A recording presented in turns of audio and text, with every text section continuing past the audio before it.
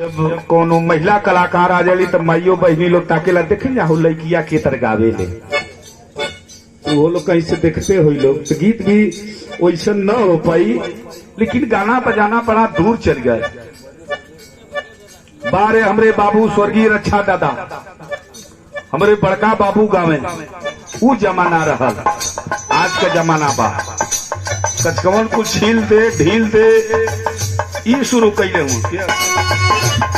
कौनो लड़का लड़की से कहलस का कहलस जहर जिंदगी में बाबू जो तबाह करबू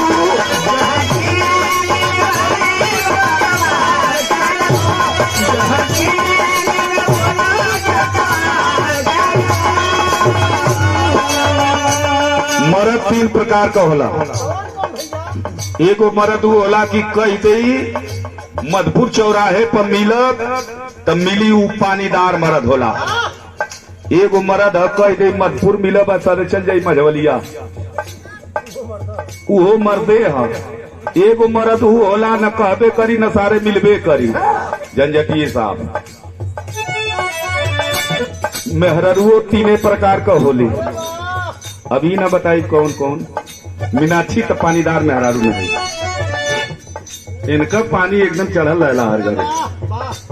ये नहीं ऐसा लड़की रहल। हमरे फुफा ऐसा लड़का रहल। आगे फुफा हमारे बोलो तो आगे बढ़ो। अरे कोड़र गांव आप कहाँ जाए यहाँ से भाई साहब निकल जाए तबे ठीक रहा का। फुफा ऐसा लड़का रहल, मीनाक्षी राज ऐसा लड़की रहल।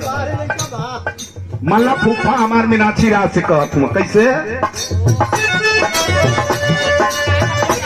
जहर दिली गीत बाबू जो तबाह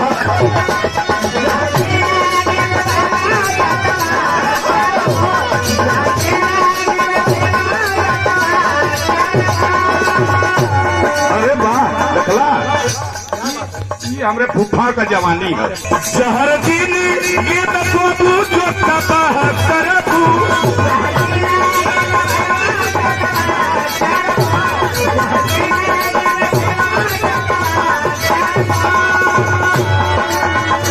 शहर दिली गीत बाबू जो तबाह करबू हमर मरल मुहावा देखबू जो पिया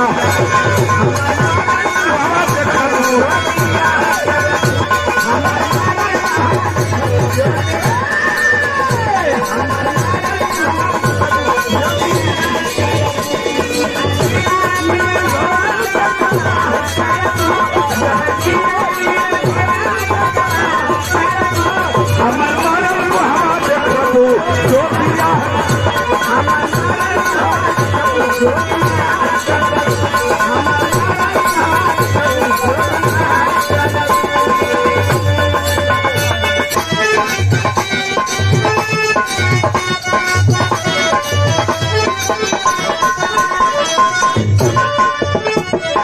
बारे जमाना है अपना पंच लोग बैठल हुआ भैया बारे जमाना।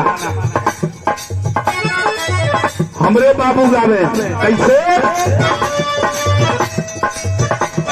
आ यही के माई बही लोग भी गावेला। कबो कबो हमरे सखवा हुआ हमार मामा लगे शिववचन मामा। मामी जब तैती पहिर के चले ले हमेशा नवलखा हाथ पहले ले हमार मामी। चोर डाकू ना चुरा सकेला। केकर बनल है भैया वो बड़ा गड़बड़ चीज के बनल है। हमरे मामा का बाबूजी यानी हमार नाना मर गई ना तो एगो मुनरी पहले ना सोने का मामी तैती बनौले है।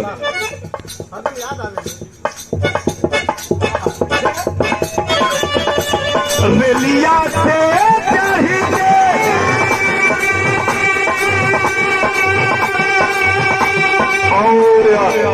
दिया से चढ़ी के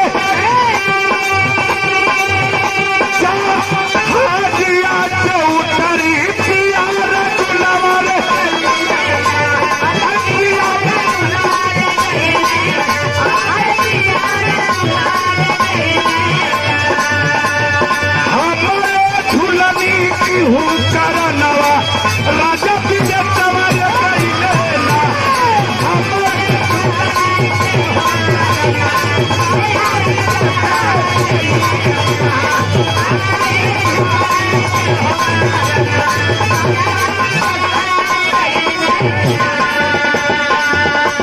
यही गीतिया के कबो कबो मीनाक्षी राज का एगो बड़ बहिन है जिनका बियाह हो गल है।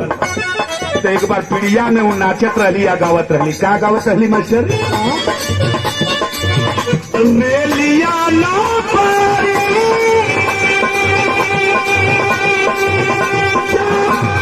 दिया ना पारी हाई भाई सवारे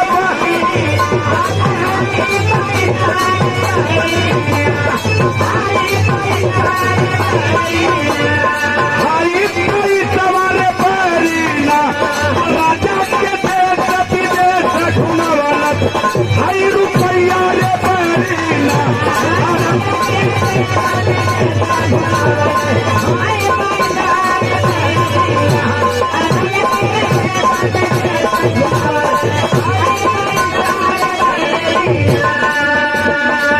यही गीतिया के हमरे बाबू स्वर्गीय रक्षा यादव गावे। क्या गावे? हम